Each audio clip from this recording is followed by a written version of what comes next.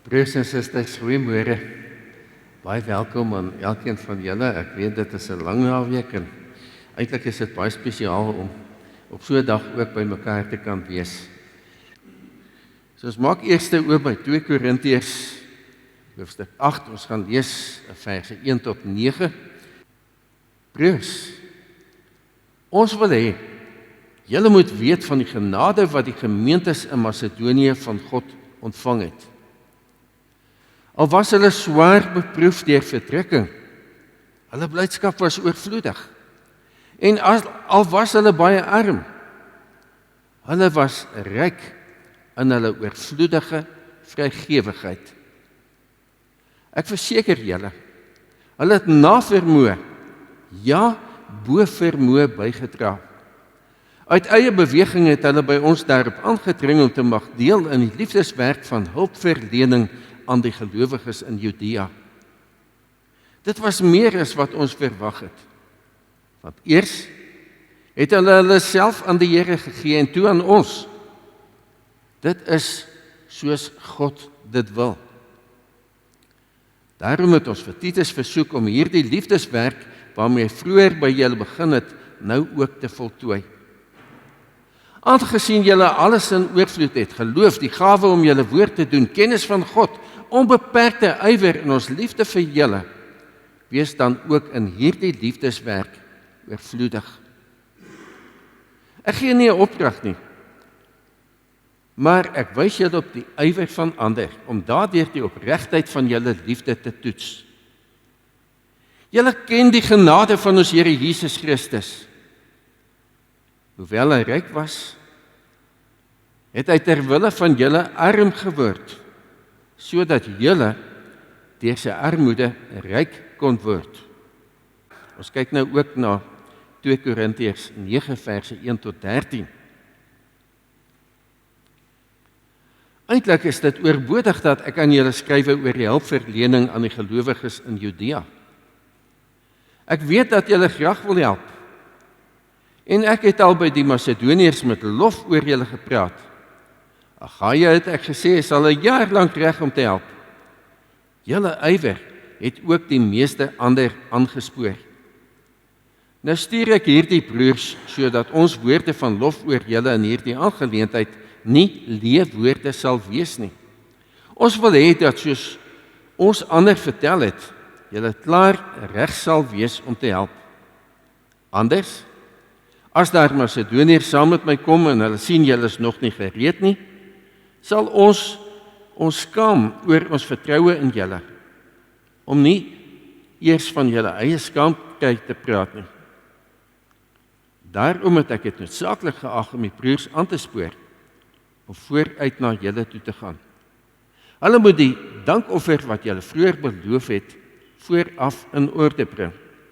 Dan sal dit daar gereed wees as 'n werklike offer van dankbaarheid, nie as iets wat afgepers is nie.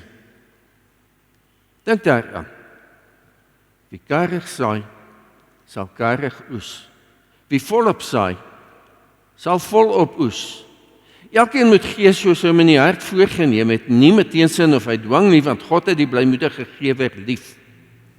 En God is by magte om aan julle alles in oorvloed te skenk, sodat julle in alle opsigte altyd van alles genoeg kan hê en volop kan bydra vir elke goeie werk. Daar staan ook geskrywe, hy deel uit, hy gee aan die armes, hy bly altyd vrygewig. God wat saad verskaf om te saai en brood om te eet, sal ook aan julle saad gee en dit laat groei en julle vrygewigheid 'n ryk oes laat oplewer. Hy maak julle altyd in alles ryk genoeg om by elke geleentheid vrygewig te kan wees. Deur ons bemiddeling het julle vrygewigheid tot gevolg dat God gedank word. Want die bediening van hierdie hulp betoon voorsien nie alleen in die behoeftes van die gelowiges in Judea nie, maar bring ook oorvloedige dankbaarheid teenoor God mee. Deur hierdie duidelike bewys van julle bereidheid om te dien, sal daar baie wees wat aan God die eer toebring. Elkeen moet gee, soos hy hom in sy hart voorgenem het, nie met teensin of uit dwang nie, want God het die blymoedige gewer lief. En God is by magte om in julle alles in oorvloed te skenk, sodat julle in alle opsigte altyd van alles genoeg kan hê en volop kan bydra vir elke goeie werk. Tot sover jou skriflesing. Gelukkig is elkeen wat God se woord hoor en deel maak van jou lewe. Nou het sekerlik agtergekom dat hierdie twee gedeeltes, 2 Korintiërs 8 en 9, handel oor dankoffers en bydraes wat 'n mens gee om die werk van die Here te kan doen. So vanoggend wil ek met u gesels oor dankoffers.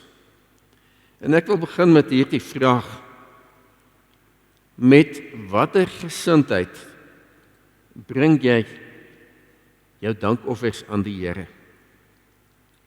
Doen jy dit met blymoedigheid, met dankbaarheid, met blydskap, want die Here gee vir ons so baie, hy seën vir ons so goed? Of sien jy swaarigheid en is dit moeilik om iets uit die sak te haal om vir die Here te gee? Die tema vanoggend is dan offer uit die hart, meer as net die oorskiet. Moenie die swakste gee nie, gee die beste wat jy kan.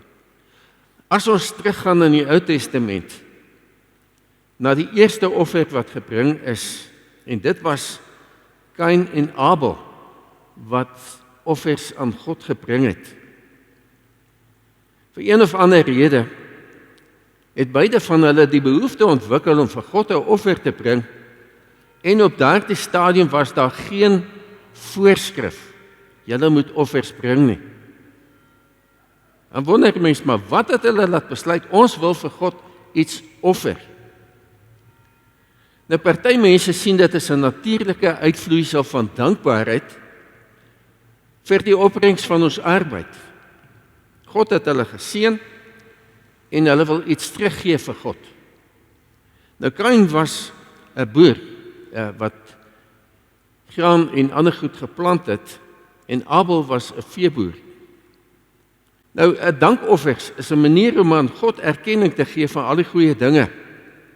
En Kain en Abel besluit om dit te doen, maar Kain is eerste, en hy gaan vat van sy oes, en hy bring dit as 'n offer vir die Here. En Abel word aangespoor deur sy broer se voorbeeld, maar hy doen iets anders as Kain. Hy gaan 'n stappie verder. Abel gaan en hy soek sy mooiste skapie uit, en hy offer dit aan God as 'n offer. God aanvaar Abel se offer, maar nie Kain se offer nie. So Abel het die beste van sy kudde gesoek om vir God te gee. Hy gee die heel beste, die kosbaarste wat hy kan, bring hy vir die Here. En Kain, hy het maar net iets gevat en gesê, ag Here, hier's dit.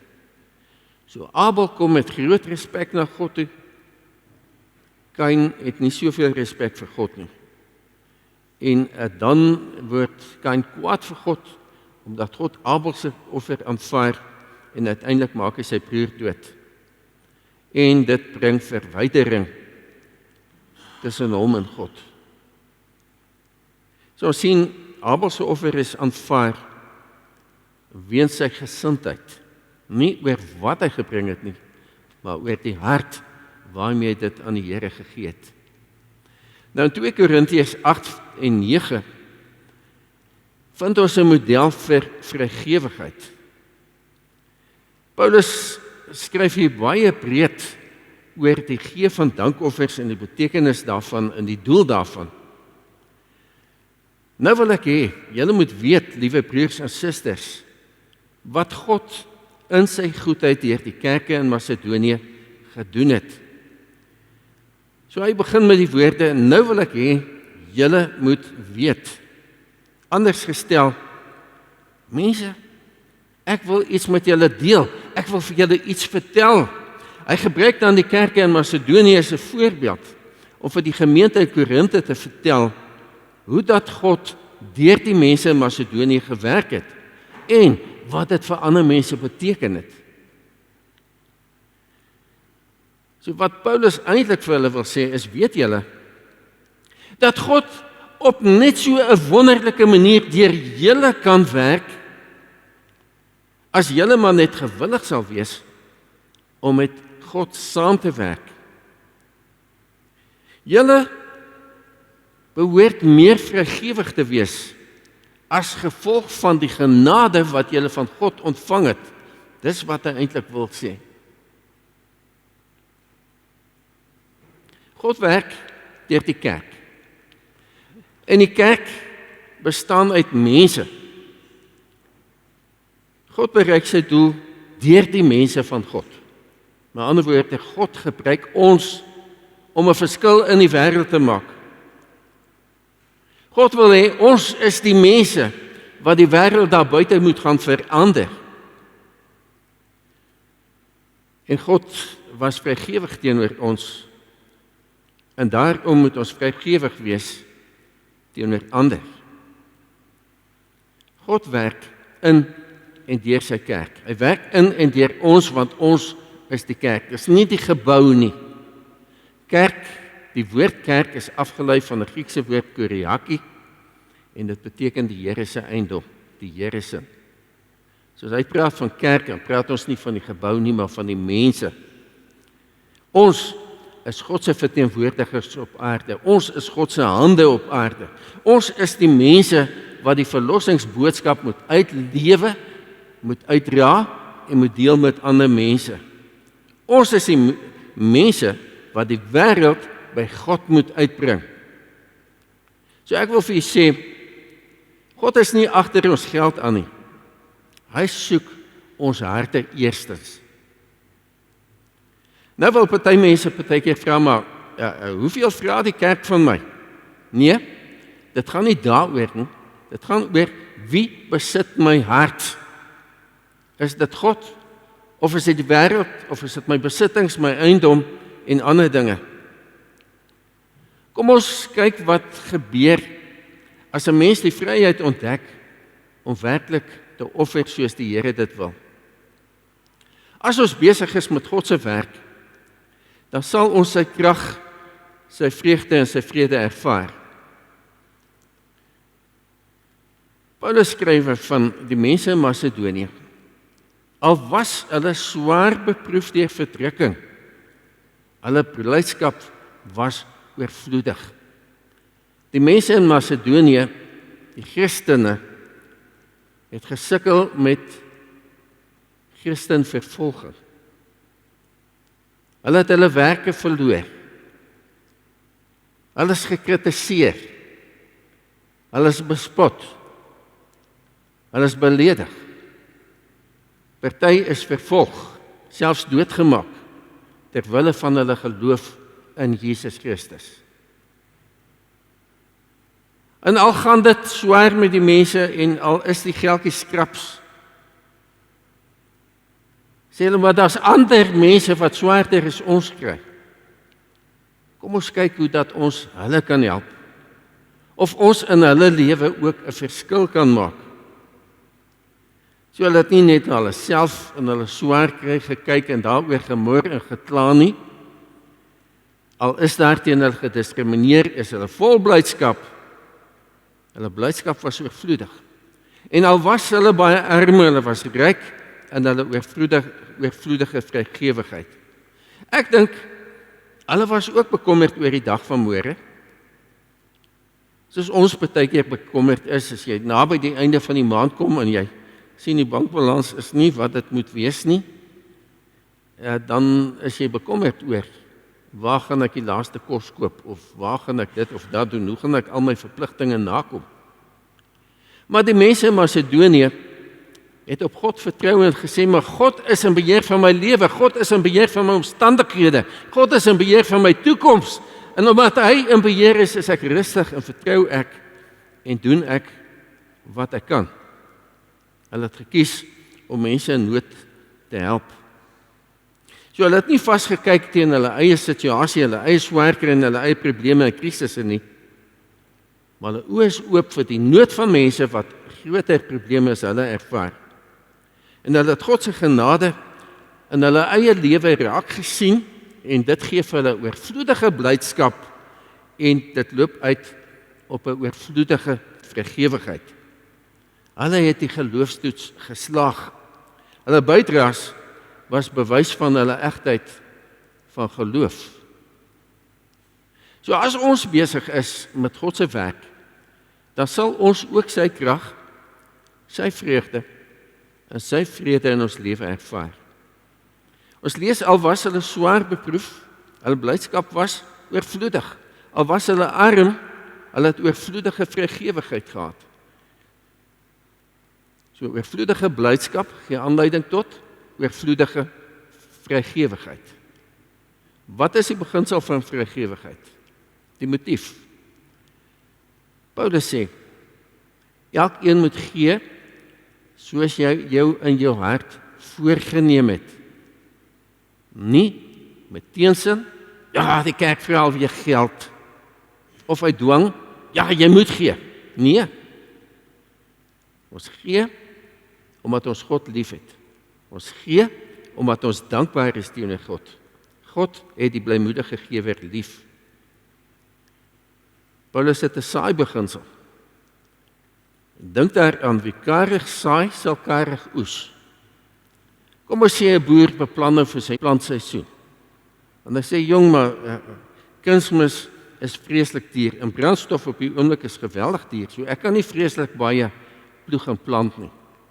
Kom, ek spaar liewerst op die saad, dan kan ek baie minder plant en minder uitgawes hê. Wat is die resultaat? 'n klein oes. As jy nie saai nie, gaan jy nie maai nie. So die beginsel is in ons geloofslewe dieselfde. Wie karig saai, sal karig oes en wie volop saai, sal volop oes. 'n Boer moet, al weet hy dit lyk droog, al weet hy omstandighede is nie die beste nie, moet hy in geloof gaan en wyd saai, sodat hy groot oes kan hê. Dan het ons die genade aspek. Julle ken die genade van ons Here Jesus Christus. Hoewel hy ryk was, het hy ter wille van julle arm geword, sodat julle deur sy armoede ryk kon word. Jesus het al sy goddelike eienskappe in die hemel agtergelos, al die voorregte wat hy daar geniet het om 'n mens te word, ter wille van ons, om aan die kruis te kom sterf, om ons vry te maak. Deur sy genade word ons ryk, word ons kinders van God, ontvang ons die hemelse erfenis, het ons deel aan die ewige lewe, het ons vergifnis van sonde ontvang, is ons vry om voluit in die krag van God en sy genade vir die Here te lewe. En die resultaat as ons dit doen, 2 Korintiërs 9 vers 8, God is by magte om aan julle alles in oorvloed te skenk, sodat julle in alle opsigte altyd van alles genoeg kan hê en volop kan bydra vir elke goeie werk. Kom ons kyk na die gesindheid waarmee ons gee. As ons na die kollektebord kyk, dan sien ons papiere muntstukkies. Maar in God se oë is dit eintlik 'n ekstra foto van hoe ek hier binnekant lyk. Die gesindheid waarmee ek vir die Here gee. Hy kyk nie na hoeveel ek gee nie, hy kyk nie na wat ek gee nie, maar hy kyk na die gesindheid waarmee ons gee. Nou ons lees in Matteus dat Jesus, toe hulle nou in Jerusalem gekom het, dis nou net voor die kruisiging, het hy daar na die tempel toe gegaan, en hy daar gesit en kyk hoe dat mense kom en dankoffers ingooi in 'n houer. Hulle het nie diakens gehad wat omgaan en vir mense smeek, asseblief gee tog iets vir die tempel nie. Die mense het uit vrye wil, uit dankbaarheid, uit verantwoordelikheidsbesef teenoor God, na die tempel gegaan en hulle dankoffers gebring en daar gegee. Daar's nie vir hulle elke slag gesê, jy moet iets gee nie. En Jesus sit, en hy kyk nie na die pragtige tempel en al die pilare en hoe wonderlik dit lyk nie. Hy kyk hoe dat mense geld in 'n houer gooi om God se werk aan die gang te hou. Dink 'n bietjie daaroor. Die skepper van die heelal kom en sit en hou die kollekte dop. Nie omdat hy ons geld nodig het nie. Al die goud en silwer behoort in elk geval aan hom. Maar dit gaan oor die manier waarop ons van ons besittings vir hom teruggee, om hom erkenning te gee. En dit wys ook waaraan ons dalk vasklou. So Jesus het nie 'n sakrekenaar of sommetjies gemaak van hoeveel elkeen gee nie. Hy het gesien daar's mense wat met groot gebaar baie geld gee, en daar's ander wat in skaamte net so 'n klein ietsiekie gee. Maar dit het vir hom saak gemaak. Vandag staan ons ook by 'n offerkis en ons sien twee uiterstes. Ek wil twee voorbeelde in die Nuwe Testament vir u voorhou. Ons lees daar by die tempel waar Jesus sit en kyk hoe dat mense geld ingooi na 'n vrou wat niks gehad het nie, maar alles wat sy gehad het gegee het.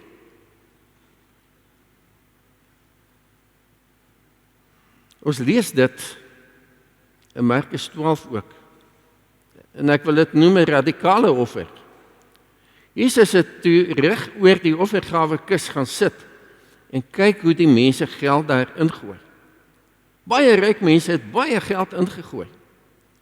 Daar toe 'n arm weduwee gekom en 2 muntstukkies ingegooi. Dit was baie min werd. Jesus het sy disippels nader geroep en vir hulle gesê: "Dit verseker ek julle, hierdie arm weduwee het meer ingegooi as al die ander mense wat iets in die offergawekis gegooi het. Hulle het almal uit hulle oorvloed iets ingegooi, maar sy het aan 'n gebrek alles ingegooi wat sy gehad het, alles waarvan sy moes lewe." So kwaliteit staan bo kwantiteit. Ryk mense het gegee uit hulle oorvloed. Hulle voel nie eers as hulle iets gee nie, want dit het hulle amper niks gekos nie. Maar die weduwee gee alles wat sy gehad het om van te lewe. Vir haar is dit 'n baie groter opoffering om te gee wat sy gee, al was dit gemeet in ander mense baie min. So God meet nie die grootte van ons offer nie, maar hy kyk na wat jy teruggee. Hoeveel hou jy vir jouself? Is jy maar synig om te gee, omdat jy dalk te min gaan hê? Hierdie vrou plaas haar volle vertroue op God vir haar voortbestaan. Nou kyk ons na die tweede situasie. Daar kom 'n jong man wat baie ryk was na Jesus, maar hy wil niks gee nie. En dit beteken ons besittings kan 'n struikelblok vir ons word. 'n Man van aansien het aan Jesus die vraag gestel in die ander skrifgedeeltes, word hy genoem as 'n ryk jong man. Goeie leermeester, wat moet ek doen om die ewige lewe te verkry? Jesus het geantwoord: waarom noem jy my goed? Niemand is goed nie behalwe God alleen. Jy ken die gebooie, jy mag nie egbreek pleeg nie, jy mag nie moord pleeg nie, jy mag nie steel nie, jy mag nie vals getuienis gee nie, eer jou vader en jou moeder. En die jong man antwoord: al hierdie dinge het ek van my kinderdae af onderhou. Toe Jesus dit hoor, sê hy vir hom: een ding kom jy nog kort. Gaan verkoop alles wat jy het en gee die geld vir die armes. Dan sal jy 'n skat in die hemel hê. Kom dan terug en volg my. En toe hy dit hoor, was hy diep teleurgesteld, want hy was baie ryk. In 'n ander skrifgedeelte het geskrik toe hy dit hoor en bedruk weggegaan, want hy het baie besittings gehad. En toe Jesus sien dat hy teleurgesteld is, sê hy: hoe moeilik is dit tog vir mense wat ryk is om in die koninkryk van God te kom. Dit is makliker vir 'n kameel om deur die oog van 'n naald te kom as vir 'n ryker om in die koninkryk van God te kom. So ons besittings kan 'n struikelblok wees wat my uit die hemel uit weghou. As ek te vasklou aan my geldjies, dan gaan ek nie God se seëninge en sy genade in my lewe ervaar nie. Hierdie jong man het gevra: wat moet ek doen om die ewige lewe te kry? En as Jesus vir hom die antwoord gee, maar jou besittings oorheers jou lewe, jou prioriteite is verkeerd, stel dit reg, dan loop die jongman weg, want hy is nie bereid om afstand te doen van wat hy het nie. Hy verloor die geskenk wat God vir hom wou gee, verlossing en ewige lewe. Nou, ek wil dit in 'n storieetjie voorstel wat ek gelees het. Baie mense sukkel om te besluit hoeveel om vir God te gee. Nou, ek het gelees van 'n man wat een aand toe hy nou by sy rekenaar sit en hy kyk na sy begroting en hy sien, oeps, die geldjies is bietjie min. Toe is dit vir hom 'n krisis. Hy voel die Here vra vir hom om 'n groot offer te bring, iets wat sy sekuriteit sou skud. Maar hy sê, ek het nie om te gee nie. Hy het voor God gekniel en sy vuis toegebal. Hierdie man het na God gekom en gesê, Here, ek sal gee, maar sê vir my presies waarvoor dit gebruik gaan word. Sê vir my hoe ek môre moet oorleef as ek nou my geld weggee. Sê vir my wat gaan ek terugkry vir dit wat ek gee. Nou ons moet besef dat as iemand met so 'n gesindheid na God kom en sê ek wil eers weet wat dit vir my gaan beteken voor ek iets gee, wat is die voordeel vir my? Dan moet ons nie verwag dat God ons moet seën nie. As ek my hande styf klem om my geld, om my besittings, om my tyd, dan kan daar niks daaruit val nie, maar dit kan ook nie iets byvoeg nie, want die vuis is toe. Ek blokkeer God se seën. Ek moet 'n oop hand hê. So dit was vir hierdie jongman asof hy God se stem hoor wat vir hom sê, maak jou hande oop. En in sy verbeelding sien hy 'n wit papier wat op die tafel voor hom neergesit word en is 'n ooreenkoms. En hy moet dit teken, maar daar staan geen bedrag nie. Hy het sy naam onderaan geteken en gesê, Here, U kan die bedrag en die voorwaardes by my naam invul. Ek teken die kontrak vooruit. En as ons daai gesindheid sou hê van onbeperk vir die Here, dan begin my lewe verander. Van iemand wat vasklou aan sy besittings, na iemand wat oop hand het vir God en sy genade en sy seëninge, maar ook vir die mense rondom jou. Ek wil dit op 'n ander manier ook vir u voorstel. U onthou dalk baie jare terug het Jamie Eis 'n film gemaak wat internasionaal opslag gemaak het. Ja, en die naam van die film was Beautiful People. Wie van u onthou daardie film? Vandag is dit baie moeilik om hom in die hande te kry of 'n stukkie van hom. Ek het op YouTube gaan soek want daar was iets wat ek graag vir u wil wys wat ek gedink het hierdie vasklem van jou besittings baie mooi illustreer. En dit gaan oor hoe om 'n bobbejaan te vang. So ek wil hê u moet mooi kyk hierso. Well, baboons always have a secret supply of water, and they're not going to tell anybody where it is. And when a Mahalahari ventures into the deep Kalahari on a hunting trip, he has to find water, because unlike the Bushman, he doesn't know how to make liquid from a root. But he has his own way of finding out where the water is. First, he laboriously drills a hole in a giant ant heap when he is sure a baboon is watching him, because he knows baboons are incurably inquisitive. Next, he puts some wild melon seeds into the hole and works them in so that they drop into a hollow. Then he saunters off, knowing the baboon is burning with curiosity. The baboon doesn't trust that human being at all, so he plays it cool. But he's dying to know what gives in that confounded hole. Finally, Mr. Inquisitive can't take it any longer. He's got to know what's in there. He reaches in, grabs a fistful, and now his hand's too big to come out. If he had the sense to drop the seeds, he could free his hand.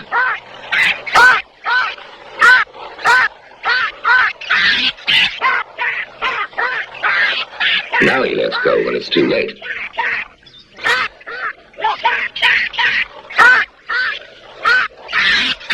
So that was a smart enough way to catch a baboon. Nou ja, dit gaan oor om 'n babiaan te vang. Hy steek sy hand in om te vat wat hy kan, en nou is daai vuis te groot om by die gaatjie uit te kom, en solank daai vuis toe is, kan hy nie uittrek nie. Ons laat baie keer toe, dat ons besittings ons ook so vasgevang hou, dat ek nie kan ontsnap en vry wees om die Here te dien nie. My besittings het my gevange gemaak. 'n Toevuis kan niks verloor nie, maar dit kan ook nie ontvang nie. Dit neem my vryheid weg en dit bring my in die moeilikheid. 'n Oop hand is die enigste instrument waarmee God kan werk. Die arme weduwee het haar hande oopgemaak, as hy die geskiedenis verander. Die ryk jongman het sy vuiste toegehou en hy het bedroef weggestap en die kans om die ewige lewe te ontvang het hy weggegooi. Want daai toevuis het hom gekeer. Hy wou nie van sy skatte vir God gee nie. So ons moet onsself afvra, as my hande oop in vertroue soos die weduwee sin, of is my vuiste krampagtig vasgeklou omdat ek nie iets wil gee nie. My eie sekuriteit is vir my te belangrik en ek misverstaan dit want ek mis nou God se seëninge en sy genade. As God vandag 'n ekstra van jou hart sou neem en die manier waarop jy dankoffers gee, wat gaan hy sien? 'n Vuis wat toeklou en vashou, of 'n hand wat oop is vir God se werk, om dankie te sê vir die genade wat God vir jou gegee het. Jesus het met oop hande gelewe daar tot aan die kruis. Hy het met almal gedeel alles wat hy gehad het. So as jy jou hande oopmaak, is jy reg om die genade en seëninge van God te ontvang. So dankoffers toets waar my hart lê, waar my skat is. Vir die ryk jongman was sy besittings 'n struikelblok. Vir die arm weduwee was haar sente 'n brug na God se hart. En ons kan nou kies, ek gee uit my oorvloed of ek gee uit dankbaarheid, uit of regverdigheid, maar God kyk na my gesindheid in alle situasies. Ryk mense gee dikwels wat hulle nie sou mis nie. Hulle lewens lyk presies dieselfde nadat hulle 'n bydrae iewers te gemaak het vir liefdadigheid of wat ook al. Dit het hulle nie seer gemaak nie. Die weduwee se offer het haar hele bestaan geraak. So gee ek werklik 'n dankoffer of kyk ek na die luksehede wat ek dalk gaan mis as ek nou iets gee? My offer is 'n prioriteit-offer. So ons moet vra, kos my dankoffer vir my iets of is dit bloot klein geld wat nie my lewenstyl gaan beïnvloed nie? Die ryk jongman was 'n goeie mens, maar sy rykdom was sy afgod. Hy kon nie gee nie want hy was bang hy verloor sy sekuriteit en sy identiteit. Hy het bedroef weggegaan omdat sy hande te vol was om Jesus se hande te vat en aan Jesus vas te hou. Sy rykdom is nie sonde nie, is nie verkeerd nie. God seën ons. Maar om daaraan vas te klou is verkeerd. En dan het ons die motivering van die kruis.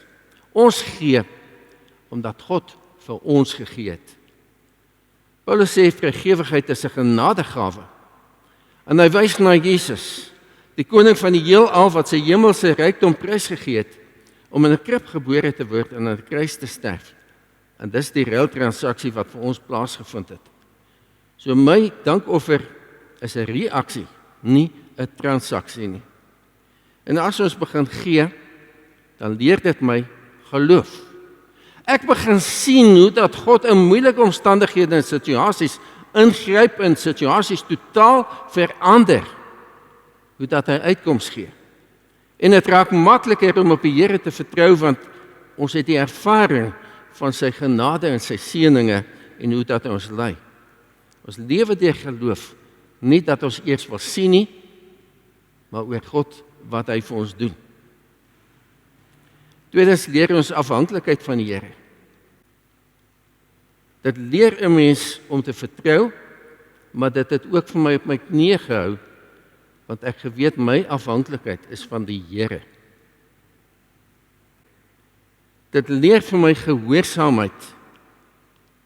Paulus sê, ek gee nie 'n opdrag nie, maar ek wys julle op die ywer van ander, om daardeur die opregtheid van julle liefde te toets. Gehoorsaamheid, dis my dankbaarheid, dis my liefde vir die Here, wat maak dat ek betrokke is. Dit motiveer ons, want ons kyk na die voorbeeld van Jesus Christus. Hy is ons rolmodel. Al was hy ryk, het hy ter wille van julle arm geword, sodat julle deur sy armoede ryk kan word. Dis wat God wil hê vir ons. So Paulus kom na die mense in Korinthe. Hy sê vir hulle, die mense in Judea sukkel, daar's baie armoede daar, want die Romeine het daar geplunder en die mense se lewensbestaan moeilik gemaak. En hy sê, kyk na die Macedoniërs, dat al gaan dit met daai mense swaar, was hulle bereid om ook by Judea betrokke te wees en daar te help. Dis vir my belangrik. Ons het 'n geskenk ontvang wat ons nie verdien nie. Hoe wys ek vir die Here dat daardie geskenk vir my baie, baie werd is? Deur myself te gee, deur my alles te gee en tot eer van die Here te lewe. Ons is die mense wat die verskil moet maak in die wêreld vir die Here.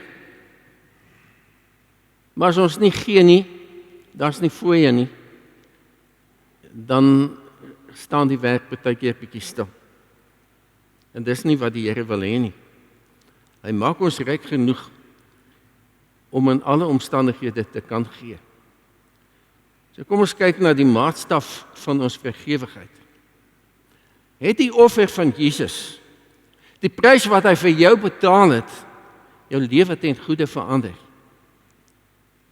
Het dit jou houding en gesindheid teenoor ander mense verander? Partykeer kom ons met 'n verkeerde gesindheid. Samuel het vir Saul gesê, is brandoffers en ander diereoffers net so aanneemlik vir die Here as gehoorsaamheid aan sy bevel? Nee, gehoorsaamheid is beter as offerande, om te luister is beter as die vet van ramme. Volkome gehoorsaamheid is die bewys van hart en 'n lewe wat volkome aan God toegewy is, wat volkome aan God onderwerp is.